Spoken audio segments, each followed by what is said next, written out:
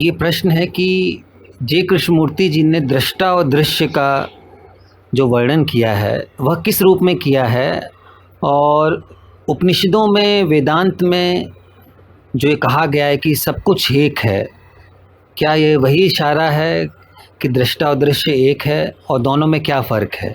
जी, तो सबसे पहले शुरुआत करते हैं कि जे कृष्णमूर्ति क्या कह रहे हैं।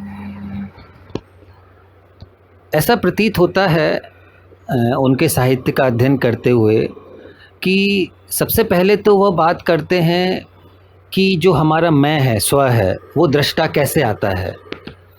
तो वो दृष्टा का अर्थ है जो मैं है, हाँ, करता है, स्व है, उसकी जो उत्पत्ति होती है वह विचार के द्वारा होती है। विचार अपनी गतिविधियों से मैं की संरचना करता है। तो जो ऑब्जर्वर है या दृष्टा है वह विचार के कृत्य का ही परिणाम है। विचार अपनी सुविधा के लिए एक केंद्र का निर्माण कर देता है और वह केंद्र ही ऑब्जर्वर होता है, दृष्टा कह लीजिए उसे। पर होता ये है कि केंद्र का निर्माण होने के बाद केंद्र यह भूल जाता है कि वो विचार की ही उत्पत्ति है। मुझे ऐसा लगता है कि जो मेरा मैंपन है, जो स्व है, वो स्वतंत्र है विचार से। पर जे कृष्णमूर्ति बार बार ये याद दिलाते हैं कि वह विचार ही है, पर भ्रम ये हो जाता है कि वह विचार से भिन्न है और विचार को वो कंट्रोल कर सकता है। तो मुझे ये भ्रम हो जाता है कि मैं विचार से अलग हूँ और मैं अपने सारे जीवन को नियंत्रित कर सकता हूँ, विचार का अंत कर सकता हूँ। पर विचार को जिसने पैदा किया है वह कैसे विचार का अंत कर सकता है?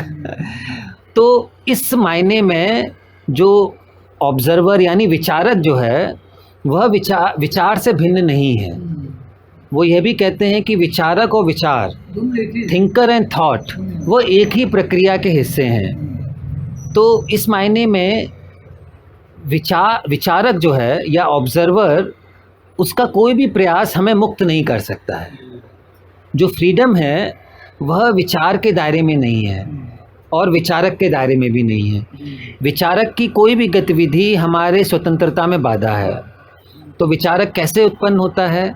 जब मैं अपनी तुलना आपसे करने लगूं कि ओ मेरे अंदर अधिक बोध है आपसे, या मैं किसी के प्रति ईर्ष्या करने लगूं, मेरे अंदर एक जजमेंट आ जाए अपने प्रति कि मैं तो बहुत ही महान हूँ, मेरे में अंदर बहुत ज्ञान है, दूसरे में ज्ञान है ही नहीं।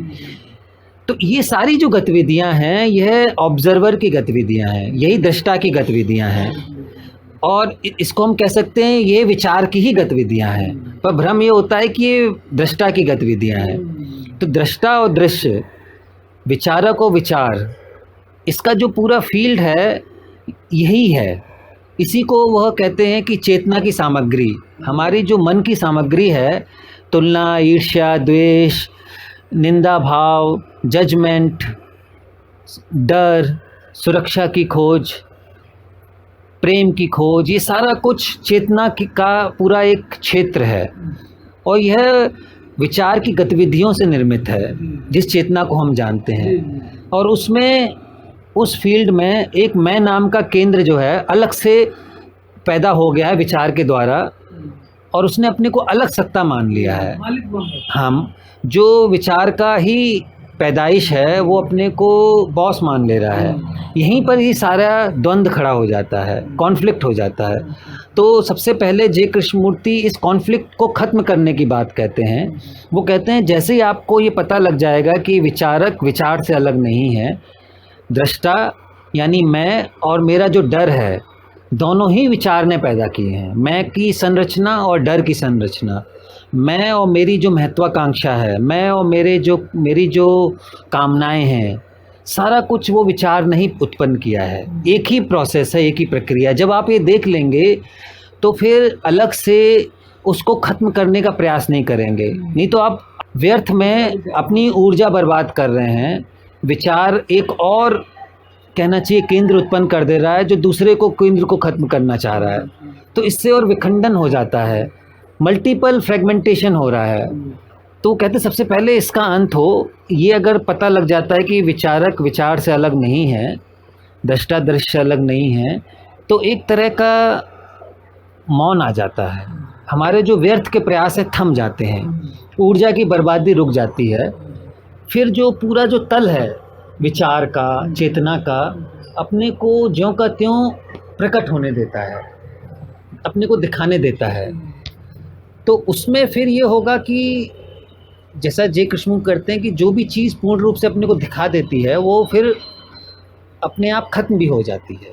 जैसे कोई चीज़ खिलती है, जो भी विचार के क्षेत्र में है, उसने जो कुछ भी उत्पन्न किया है, उसने जो कुछ भी पैदा किया है, उसको आप सप्रेस करके ख़त्म नहीं कर सकते, दमन से नहीं कर सकते। जैसे परंपरा में दमन को बताया गया है, आपके अंदर कोई लस्ट की भावना आ रही है, उसका दमन करिए, कहिए बहुत गंदी विचार हैं, ये बहुत अच्छे विचार हैं। ये सारी प्रक्रिया विचार ही कह रहा है कि ये कुछ अच्छा है, कुछ बुरा है, उसके संघर्ष में लगा रहता है।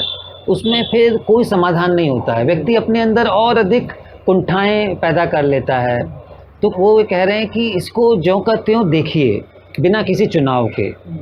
तो चॉइसलेस अवेयरनेस में हर चीज़ विचार ने जो भी उत्पन्न किया है वो ज्यों का त्यों सामने आ जाती है, और उसमें एक स्वतंत्रता है। कोई भी चीज़ स्वतंत्रता में खिलती है और स्वतंत्रता में ही उसकी मृत्यु भी होती है।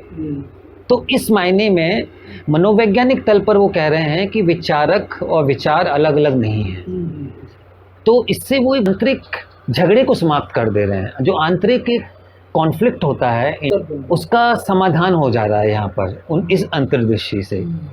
फिर इसके आगे जाकर आपको ये एहसास हो सकता है कि मैंने जो कुछ भी विभाजन खड़ा किया है, यानी विचार ने ही उसको खड़ा किया है। मैं अपने को अलग मान रहा हूँ दूसरे इंसान से। मैंने ये माना हुआ है कि मेरी जो संस्कारबद्धता है वो आपसे बेहतर है। मैंने हिंदू की संस्कारबद्धता को अपनाया हुआ है, उसको मैं सच मान रहा हूँ, और दूसरे ने इस्लाम की माना हुआ है, या सिख की, या क्रिश्चियन की, वो भी मान रहा है। सब एक दूसरे को झूठ कह रहे हैं या ये कह रहे हैं कि नहीं मेरी संस्कारबद्धता ही बेहतर है। ठीक है, आपकी भी संस्कारबद्धता है, पर हमने अपने को अलग माना हुआ है। तो ये विचार का ही खेल है। जब तक हम इससे बाहर नहीं निकलते हैं, हम इस विभाजन में जीते रहेंगे। ऐसे ही हम सृष्टि से भी अपने को अलग कर लेंगे। क्या हम एग्जिस्टेंस से अलग हैं?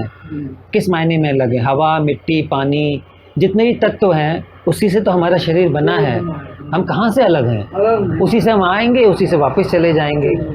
तो एक मायने में तो कहीं कुछ विभाजन नहीं है। विभाजन मनोवैज्ञानिक तल पर विचार द्वारा खड़ा किया जाता है, और वह झूठ है। यदि हम झूठ को झूठ की तरह देख लेंगे तो उससे मुक्त हो जाएंगे। जे कृष्णमूर्ति कहते हैं कि मिथ्या को मिथ्या की तरह देखना ही परिवर्तन है। ट्रांसफॉर्मेशन कुछ और नहीं है कि आप कुछ और बन जाएंगे। आपके भीतर जो भी झूठ है उसको आप ज्यों का त्यों देख लेंगे तो उससे मुक्त हो जाएंगे, उससे खाली हो जाएंगे जी।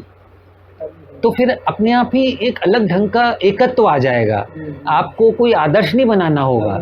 जो एकता का भाव है वो तो है ही, वो तो है। हाँ, उसमें हम क्या कर सकते हैं? मैं तो विभाजन खड़ा करता हूँ ना मैं अपनी गतिविधियों के द्वारा, विचार अपनी गतिविधियों के द्वारा एक डिवीजन खड़ा कर रहा है जो झूठा है।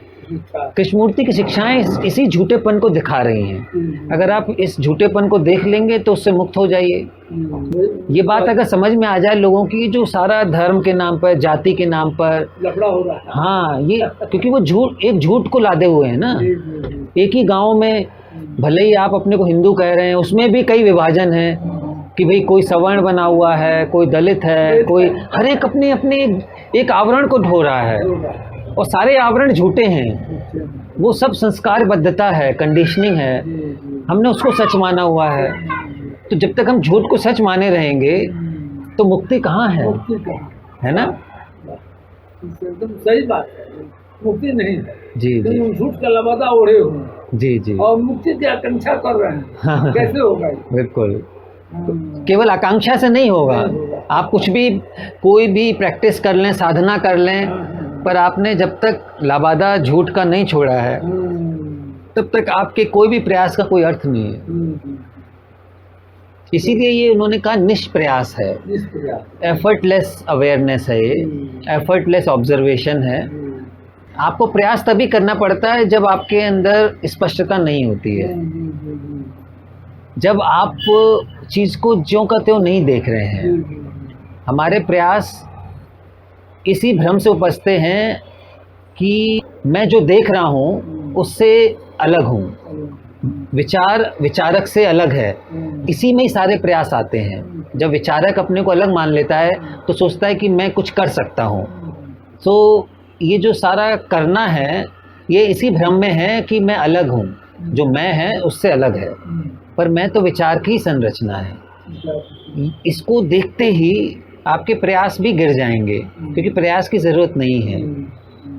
जब आप किसी चीज़ को ख़त्म करना चाहते हैं तो इसका मतलब है आपने उसको सच मान लिया है, और जब आपने सच मान लिया है झूठ को, तो आप कितना ही प्रयास कर लें वो ख़त्म ही नहीं होगा। तो प्रयास से और वो चीज़ मजबूत हो जाती है। तो आपको सारे प्रयास, आपके सारी जो गतिविधियां हैं, जैसे ही एहसास होगा कि मैं विचार से अलग नहीं है, दृष्टा दृश्य से अलग नहीं, तो सारे प्रयास स्वतः ही शांत हो जाएंगे। आपका जो संघर्ष है वो खत्म हो जाएगा बिना प्रयास के। तो वहीं पर एक मौन और शांति की शुरुआत हो जाती है, और उसी मौन और शांति में एक सहज प्रेम है, क्योंकि वहाँ कोई केंद्र नहीं है। ऐसा प्रेम जो विचार और कामना के दायरे में नहीं है। ये बड़ी दिलचस्प बात है कि आपके जो भी प्रयास हैं वह अंतर विरोधी हो जाते हैं। आप जो चाहते हैं उसका उल्टा होता है। अल्टीमेटली यदि आप किसी चीज़ को मिटाना चाहते हैं, जिसे आप सोचते हैं कि यह अशोभनीय है, इसको ख़त्म होना चाहिए, यह नकारात्मक है, तो नकारात्मक को मिटाने का प्रयास, जैसे आपके अंदर डर है या कोई आपको लगता है यह ऐसी इच्छा है जो आपको बुरी लगती है या कुछ और है, जो भी आप नकारात्मक मानते हैं अपने भीतर, उसको मिटाने का प्रयास उसको और मजबूत कर देता है। क्योंकि आप उसको जितनी भी कोशिश करेंगे मिटाने की, क्योंकि पहले तो आपने उसको सच मान लिया है, फिर आप उसको मिटाने की कोशिश कर रहे हैं अपने से अलग मानकर, तो वो और मजबूत होती है। और साथ ही जिसे आप सकारात्मक मानते हैं, जैसे आप कहते हैं कि यह प्रेम है, यह आदर्श है, यह अहिंसा है, या अच्छाई है, सदाचरण है, जब आप इसको पाने की कोशिश करते हैं ये दूर होता जाता है। तो देखिए हर चीज़ उल्टी हो रही है। नकारात्मक आपके पास आएगा जितनी आप कोशिश करेंगे मिटाने की, सकारात्मक आपसे दूर जाएगा जितना आप पाने की कोशिश करेंगे। तो ये दोनों चीज़ें, क्योंकि आप प्रयास कर रहे हैं, क्योंकि विचारक ने अपने को एक तरह से अलग मान लिया है और विचार ही ये सारा खेल कर रहा है। तो इसीलिए सकारात्मक की तलाश और नकारात्मक को मिटाने की कोशिश दोनों ही ऊर्जा का अपव्यय है। मन शांत हो जाएगा यह देखकर कि मेरा कोई भी प्रयास मुझे स्वतंत्र नहीं कर सकता है, यही प्रज्ञा है। निष्प्रयास हो जाना आंतरिक रूप से। ऑफ कोर्स बाहरी रूप से तो हमें जो प्रयास है वो तो करने ही हैं, हमें भोजन बनाना है या खेती करनी है, कोई कार्य है, पर बिना द्वंद्व के करेंगे। आंतरिक द्वंद्व अगर समाप्त हो गया तो हमारे पास और अधिक ऊर्जा होगी बाहर के संसार में एक व्यवस्था लाने की, एक अच्छाई लाने की। जी, समाज में और समरसता होगी और समृद्धि होगी, एक समानता भी आएगी, क्योंकि हम फिर स्वार्थी नहीं बनेंगे, ग्रीडी नहीं बनेंगे। कि हम क्यों बनते हैं स्वार्थी? क्योंकि हमें लगता है कि मैं आपसे अलग हूँ, मुझे अपना ही बस दिखता है, कि नहीं मुझे अपने लिए ही करना है, बाकी तो सब अलग है, कुछ भी हो उनके साथ। तो इसीलिए जो आंतरिक परिवर्तन है, ये गहरी सजगता, जिसे कृष्णमूर्ति चॉइसलेस अवेयरनेस कहते हैं, उसी से ही होता है। वास्तविक परिवर्तन आंतरिक ही होता है, फिर वह बाहर में भी लाएगा, फिर अंतर और बाहर में कोई फर्क नहीं रहेगा। ये बिल्कुल व्यवहारिक है, पर हम लोग ये कहते हैं कि नहीं बड़ा जटिल है।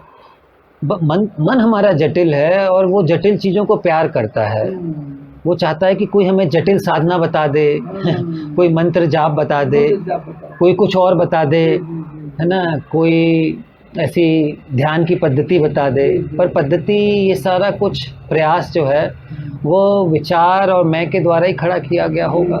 व्यक्ति फिर उसी में ही फंस जाएगा। आप करते रहिए जो भी कुछ करना है, आजीवन प्रयास करते रहिए, साधनाएं करते रहिए, पर अंदर में परिवर्तन नहीं आएगा।